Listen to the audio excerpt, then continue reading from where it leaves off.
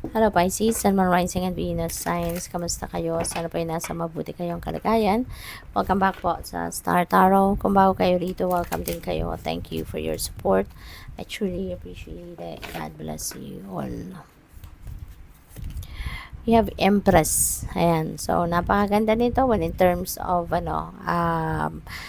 money, career, and finances. Kasi si Empress is a very abundant and prosperous energy. And this is also a creation energy. Kaya definitely, ang iba siguro sa inyo dito is going to start bagong trabaho.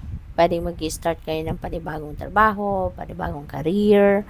Maaari din na mag-start kayo ng panibagong pagkakakitaan, no? Something like that. Kaya good luck sa'yo. Possible din na ang iba sa inyo rito, no, is siguro magiging brand new parents, no? Or magiging brand new parent. Ayan. Baka meron dito magbubuntis or manganganak, no? Depende sa inyong sitwasyon. What else? We have 5 of Cups in reverse. Ayan. So, maganda to na naka-reverse na siya.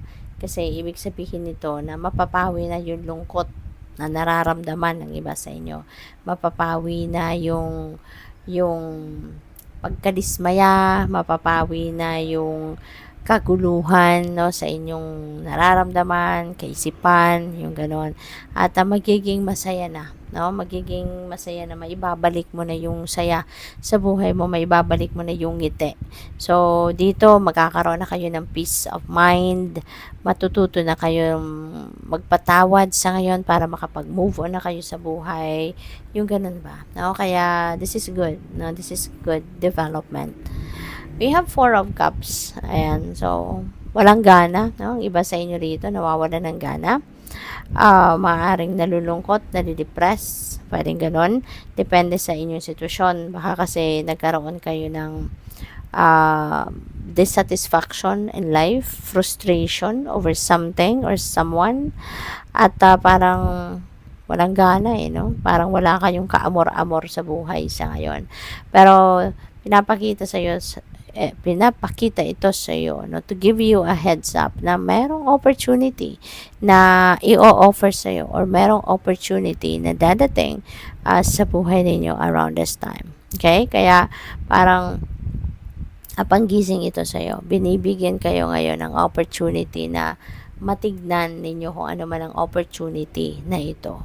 Okay? Kasi you never know, 'di ba? Mas maganda pa yung opportunity na to kaysa doon sa kung ano man ang pinanghinayangan ninyo or sa kung ano man yung hindi ninyo nagustuhan, hindi ba? Kaya ayan, ano yan sa inyo, heads up, no? Heads up na merong opportunity na kakatok sa inyo. Kaya look into it, okay? We have justice energy and you're getting what you deserve. Okay, Pisces, you're getting what you deserve. Maaari na ang iba sa inyo rito is baka meron kayong mga pinaglalaban sa korte. Pwede rin naman na pinaglalaban sa trabaho, 'di ba? Mga karapatan ninyo bilang manggagawa, mga ganon. Or sa kahit anumang institution, no? Siguro meron kayong pinaglalaban, meron kayong kiniklaim at makukuha ninyo 'yan, no? Maaano ninyo 'yan, maa-achieve ninyo.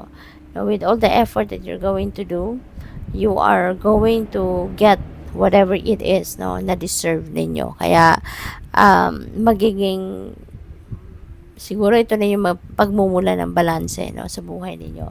Kasi dati siguro puro ito yung binibigyan ninyo ng oras, no. Most of your time siguro ginugugol ninyo sa sitwasyon na to. But now na maaaring matatapos na to, diba, mapagdidesisyon na to ng kung saan ka man lumalapit, no, and magiging maayos na din ang lahat. Kasi when justice energy comes in, there is a promise na pagtatagumpayan mo yan, no? Or kung may ang decision man, kung sa korte man yan, or kahit anong institution nilalapitan ninyo, the decision will be in your favor. Kaya good luck sa iyo dyan. We have 2 of Pentacles. Ayan. So, dami ninyong iniisip. Multitasking kayo. Kaya siguro may mga imbalances din na nangyayari sa buhay ninyo. Kasi, ang dami ninyong pinagkakaabalahan, Parang, ano kayo ngayon? Aligaga. no? Aligaga, you're a multitasker. Marami kayong inaasikaso, marami kayong iniisip, marami kayong obligasyon, responsibilidad, no? So, ang ano ninyo dito, yung panawagan sa inyo dito, find the balance, no, in your life and maintain it. Okay? Kailangan ninyo siguro na galingan ang pagta-time management ninyo, 'di ba? Galingan ninyo yung pagbalanse ng oras ninyo. Galingan ninyo yung pagbalanse ng panahon, no? Na ginugugol ninyo sa mga bagay-bagay, okay? Maaari din na kailangan ninyo ditong pag-isipan mabuti what your priorities are. Para alam ninyo kung ano yung uunahin ninyo, ano yung lesser na priority ninyo, yung gano'n, yung para mailagay ninyo sa tamang kalagyan ang mga bagay-bagay, no? At ang oras ninyo din, madidivide ninyo ng tama, 'di ba? So, what else? We have judgment. Ayan. So, there is an important decision, no? Coming your way. So, pwedeng related ito dito sa pinaglalaban ninyo. Maaari talaga na yung desisyon ng korte or desisyon ng opisina or desisyon ng kung anumang institusyon ang nilalapitan ninyo ay malapit ng lumabas. You know, malapit ng mapagdesisyonan kung ano man ang issue dito na inilalapit ninyo. So, this is also a time for reflection, no, para sa inyo. This is also a reminder para sa iyo na panahon din ngayon para kayo ay mag-reflection, magmuni-muni. Okay? This is the time na maaring ang iba sa inyo rito will be awakened, no? Sa pagmumuni-muni ninyo yan, marami din siguro kayong marirealize, marami kayong maiisip, magkakaroon kayo ng clarity of thought, kaya mas makakapag-diskarte kayo sa buhay from here on. Kaya gawin na ninyo yan, wag na kayong magpatumpik-tumpik pa dahil makakatulong yan sa ninyo, sa pagkakaroon ninyo ng kalinawan sa inyong isipan. Okay? So, good luck. Thank you for watching. Lemon Light. Namaste.